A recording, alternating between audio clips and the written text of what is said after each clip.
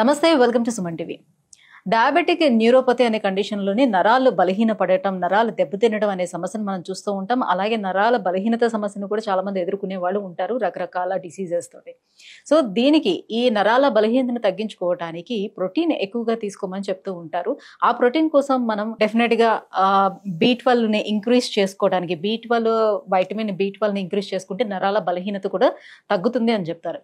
దానికోసం మనం ప్రోటీన్ కి చూస్తాం. ప్రోటీన్ అనేది మనకి మీట్ లోనే దొరుకుతుందని మీట్ ఎక్కువ తినడానికి ట్రై చేస్తుంటాం. బట్ అసలు మీట్ జోలికి వెళ్ళద్దు. చికెన్, మటన్ అనేది అసలు దాని నుంచే కాదు, వేరే రకంగా కూడా ప్రోటీన్ ని కలెక్ట్ చేసుకునే అవకాశం ఉంది అని చెప్తున్నారు హోమియో డాక్టర్ చేతన్ రాజ్ గారు. సో అది ఏ రకంగా అసలు ఈ ప్రోటీన్ ని డెవలప్ చేసుకోవడానికి బాడీలోని అసలు ఏ మార్గాలు ఉన్నాయి, సో ఎటువంటి డైట్ ని మనం తీసుకోవచ్చు, ఈ విషయాలన్నీ కూడా సార్ని అడిగి తెలుసుకుందాం. Hello sir. నమస్తే అండి. సార్, ఇప్పుడు B12 డెఫిషియన్సీ ఉండే వాళ్ళకి నరాల బలహీనత సమస్య ఉంటుంది, అలాగే డయాబెటిక్ న్యూరోపతి వాళ్ళకి ఉంటుంది, అలాగే ఎనీ ఆర్థరైటిస్, కొన్ని కండిషన్ స్పాండిలైటిస్ లైక్ అలాంటివి ఉండే వాళ్ళకి కూడా నరాల సమస్య ఉంటుంది.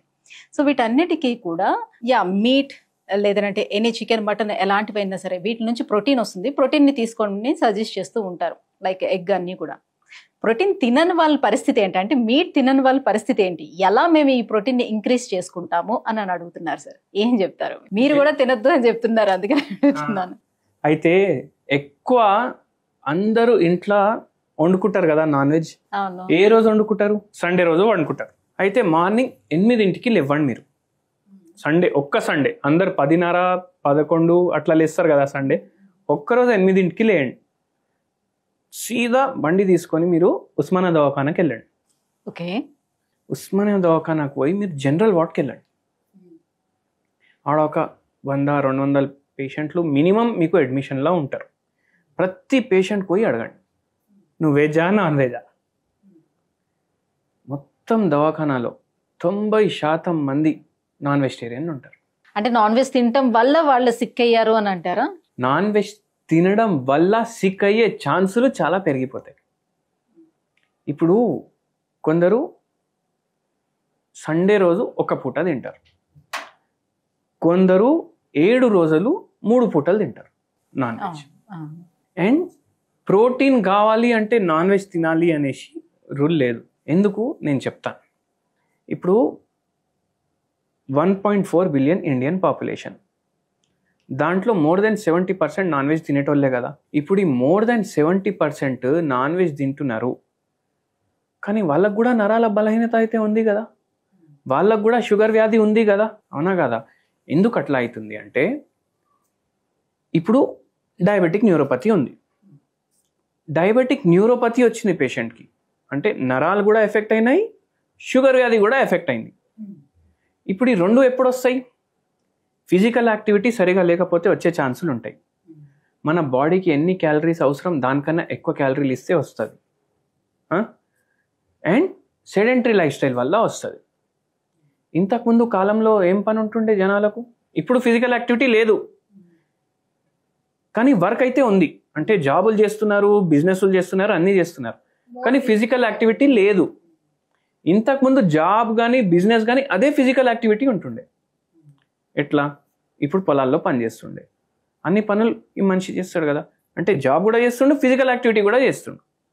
ఇప్పుడు ఏమైనా దందా ఉంది ఆయనకు, బర్రెలు అమ్ముడు, ఊర్లోకి వెళ్ళి పట్టణానికి తేయడం, అమ్మడం, నడుచుకుంటూ రావడం, అవునా కాదా? ఏమైనా సామాన్ అమ్మేది ఉంది, బాసన్లు అమ్మేది ఉంది, ఈయన ఇక్కడ నుంచి ఊర్లోకి పోయి బాసన్లు అమ్ముడు, మళ్ళీ పైదలే పోతుండే. ఇట్లా ఇప్పుడు ఎట్లా అయిపోయింది? బాసన్లు ఆయన పెద్ద షోరూమ్ ఉంటుంది, ఆయన అత్తాపూర్లో ఉంటాడు, ఆయన డైలీ ఏమో ఓల్డ్ సిటీ వాల్ అక్కడ ఉంది ఆయన, మొత్తం కార్లోనే పోతాడు కదా. ఫిజికల్ యాక్టివిటీ తగ్గిపోయింది కదా. ఇప్పుడు ఫిజికల్ యాక్టివిటీ తగ్గిపోయింది, సెడెంటరీ లైఫ్ స్టైల్ పెరిగిపోయింది, మీ బాడీకి అంత క్యాలరీలే అవసరం లేదు. అప్పుడైతే లేకుండే కదా ఇంత షుగర్ వ్యాధి, అప్పుడైతే ఇంత నరాల బలహీనత లేకుండే కదా. ఇప్పుడే ఎందుకు ఉంది? ఎందుకంటే సెడెంటరీ లైఫ్ స్టైల్ ఉంది మనకు, దాని తర్వాత మనకు ఎంత క్యాలరీ ఇంటేక్ కావాలి దానికన్నా ఎక్కువ తింటున్నాము, మన వెయిట్లేమో పెరుగుతున్నాయి, దానివల్ల ఈ ప్రాబ్లమ్స్ వస్తున్నాయి. ఇంకోటి ఏంటంటే, ఇప్పుడు ప్రోటీన్ ఉంటుంది, కానీ ఇప్పుడు మన వంటలు ఎట్లా ఉంటాయి అంటే హై కార్బోహైడ్రేట్ కంటెంట్. ఇప్పుడు బిర్యానీ చేస్తే దాంట్లో ఓన్లీ రైస్ అనేది ఉండదు, ఓన్లీ చికెన్ అనేది ఉండదు, దాంట్లో మసాలాలు వేస్తాం, దాంట్లో మళ్ళా నూనె వేస్తాం, ఘీ వేస్తాం, దాన్ని సీల్ చేసి ఎంతోసేపు కుక్ చేస్తాం. దాంట్లో ఏమవుతుందంటే ప్రోటీన్ దాంట్లో డ్యామేజ్ అవుతుంది, కార్బోహైడ్రేట్ పెరిగిపోతుంది. ఇప్పుడు మీరు తినేది ఏంది? కార్బోహైడ్రేట్ తింటారు. సో ప్రోటీన్ తింటున్నాం అనే భ్రమలో ఉంటాం.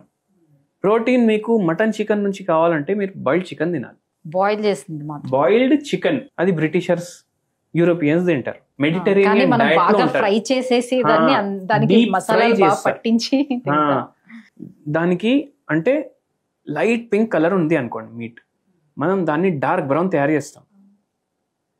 అట్లా మనం తయారు చేసేసరికి దాంట్లో ప్రోటీన్ అనేది ఉండదు. అండ్ ఇంకోటి ఏంటంటే ఇప్పుడు ఇంత జనాభా ఉంటే ఇంతమందికి చికెన్ కావాలంటే ప్రతి సండే ఇంట్లో వండాలంటే అంత చికెన్ ఏడికెళ్ళి వస్తుంది? దానికి యాంటీబయాటిక్స్ ఇస్తారు, గ్రోత్ ప్రమోటర్స్ ఇస్తారు, మళ్ళా దాని తర్వాత హార్మోన్ ఇంజెక్షన్స్ కూడా ఇస్తారు హెన్స్కి. అవి ఏమైపోతుంది? మన ఫుడ్ చైన్లో వచ్చేస్తుంది. ఇప్పుడు ఆ చిక్కి ఇస్తే అదే మేము తింటాం కదా, అది మన బాడీలో పోతుంది కదా. అప్పుడు ఏమవుతుంది? మన బాడీలో కూడా హార్మోనల్ ఇంబ్యాలెన్స్ స్టార్ట్ అవుతుంది. అండ్ మన బాడీలో అందుకే షుగర్ వ్యాధి, బీపీ వ్యాధి, ఈ నరాల వ్యాధి అనేది పెరుగుతున్నాయి. సో న్యాచురల్ గా హెన్స్ ని పెంచట్లేదు. సో ఫాస్ట్ గ్రోత్ కోసం రకరకాల ఇంజెక్షన్స్ అన్ని దానికి ఇంజెక్ట్ చేస్తున్నారు కాబట్టి అదే మనం తింటున్నాం కాబట్టి మన బాడీలో కూడా చేంజెస్ వచ్చేస్తాయి. సో న్యాచురల్ గా పూర్వం అయితే అక్కడే ఊర్లలో పెంచేవారు కాబట్టి హెన్స్ అన్ని, సో నాటుకోళ్ళు అని అంటారు. సో అలాంటివి తింటే బెటర్ గా ఉంటాయి. మళ్ళీ ఇప్పుడు మీ క్వశ్చన్ మార్క్ ఏంది? ఇప్పుడు మళ్ళీ నాకు ప్రోటీన్ ఏడికెళ్ళి రావాలి? డైలీ మీరు సల్లచారు తీసుకోండి. ఇప్పుడు సల్లచారు అంటే ఏంది? కొందరు మజ్జిగ పులుసు అంటారు, కొందరు సల్లచారు అంటారు. డైలీ ఒక గిలాస్ తీసుకోండి.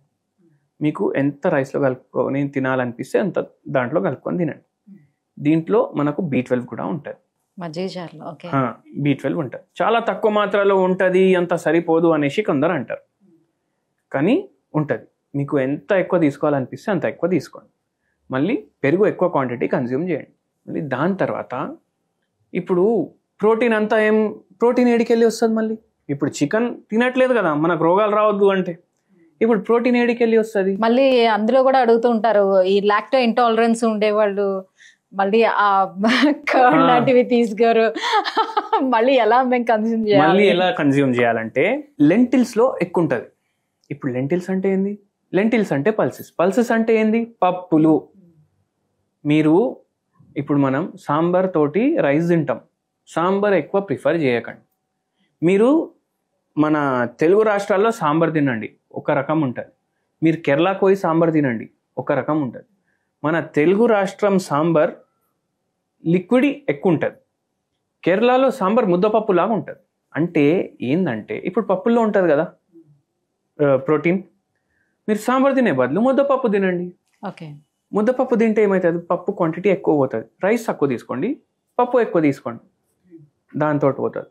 ఇంకా ఎక్కువ rich source of protein, pure source of protein అంటే నేను పుట్నాల పొడి అంటాను. ఏం చేయండి, రోజు మీరు రైస్ తింటారు కదా, మధ్యాహ్నం రైస్ తినండి. మధ్యాహ్నం రైస్ తింటే మీరు ఒక 2 బుక్కలు ఫస్ట్ తీసుకోండి. దాంట్లో ఎంత రైస్ తీసుకున్నారో అంత పుట్నాల పొడి వేయండి. సేమ్ క్వాంటిటీ పుట్నాల పొడి, సేమ్ క్వాంటిటీ పుట్నాల పొడి, సేమ్ క్వాంటిటీ రైస్, ఇంతే. అది వేసి దాని మీద మీరు ఆవు నెయ్యి వేయండి. ఆవు నెయ్యి వేసుకొని అది కలుపుకొని తినండి. ఇప్పుడు దీంట్లో rich source of vitamin B ఉంటుంది, B12 ఉండదు, B6 ఉంటుంది. వేరే అంటే B కాంప్లెక్స్ అనేది ఒక విటమిన్, దాంట్లో 1, 2, 3, B9, B6 ఇవన్నీ వస్తాయి. B12 ఉండకపోవచ్చు. B12 కోసం మనకు నెయ్యి కూడా వేస్తున్నాం, మజ్జిగ పులుసు తీసుకుంటున్నాం. ఇది ప్రోటీన్ రిచ్ కూడా ఉంటుంది అండ్ మైక్రోన్యూట్రియంట్స్ చాలా ఎక్కువ ఉంటాయి దీంట్లో. డైలీ 2 ముద్దలు ఫస్ట్ తినండి, దాని తర్వాత ముద్దపప్పుతో తినండి, పెరుగుతో తినండి, మజ్జిగ పులుసు తీసుకుంటున్నారు. ఇవన్నిట్లో B12 ఉంటుంది, వేరే B కాంప్లెక్స్ కూడా ఉంటాయి, మళ్ళీ ప్రోటీన్లు కూడా ఉంటాయి. మళ్ళీ ఇప్పుడు మనం మళ్ళీ షుగర్ ఉంటే రైస్ తినొద్దు కదా. కానీ చూడండి, ఇప్పుడు మార్నింగ్ మీరు ఒక పని చేయండి, మిల్లెట్లతోటి అన్నీ చేసుకోండి. ఇడ్లీలు తయారవుతాయి, దోశలు తయారవుతాయి, ఉప్మా అన్నీ తయారవుతాయి, అవి చేసుకోండి. అండ్ చట్నీ చేసుకునేసరికి కొబ్బరి చట్నీ చేసుకోవద్దు. కొబ్బరి చట్నీ ఎందుకు చేసుకోవద్దు? దాంట్లో కార్బోహైడ్రేట్ రిచ్ కదా, అందుకే అది చేసుకోవద్దు. పల్లీల చట్నీ తయారు చేసుకోండి. మళ్ళీ నైట్ మీరు ఏం చేయండి అంటే ఒకటే జొన్న రొట్టె ఏం చేయండి, ఒకరోజు కందిపప్పుల పొడి దాని మీద వేయండి, నెయ్యి వేయండి, ఇట్లా మంచిగా స్ప్రెడ్ చేసుకోండి, అదేమి డిన్నర్. ఒకరోజు పుట్నాల పొడి వేయండి, స్ప్రెడ్ చేసుకోండి, అదే డిన్నర్. ఇప్పుడు cheese spread, garlic spread, hazelnut spread అని వస్తుంది. ఇవన్నీ గ్లాస్ బాటిల్లో ప్యాక్ చేసి 500-600కి ఇస్తున్నారు కదా, దానికన్నా బెటర్ స్ప్రెడ్ మీరు ఇంట్లో తయారు చేసుకుంటున్నారు, రిచ్ ఇన్ ప్రోటీన్. ఇప్పుడు ఏదైనా చాక్లెట్ స్ప్రెడ్లు ఉంటాయి, పిల్లలు దుంకి దుంకి తింటారు కదా, దాంట్లో 50% చక్కెరే ఉంటుంది.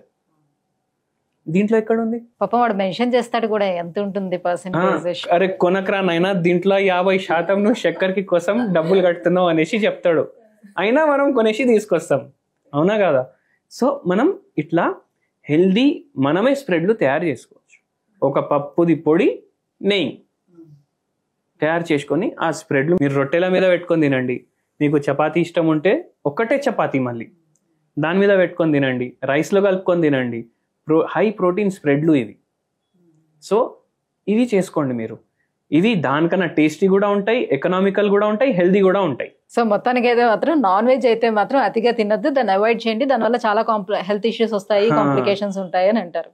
సో మనకు కావాల్సిన ఆ బి కాంప్లెక్స్ కానీ B12 కానీ, సో ప్రోటీన్ ఏదైతే కావాలో ఆ ప్రోటీన్ అంతా కూడా మనకి వెజ్ తోటే సాధ్యం అవుతుంది అని అంటారు. థ్యాంక్ యూ సో మచ్ అండి, చాలా మంచి ఇన్ఫర్మేషన్ ఫార్వర్డ్ చేశారు వ్యూవర్స్ అందరికీ కూడా. Thank you so much. Thank you madam.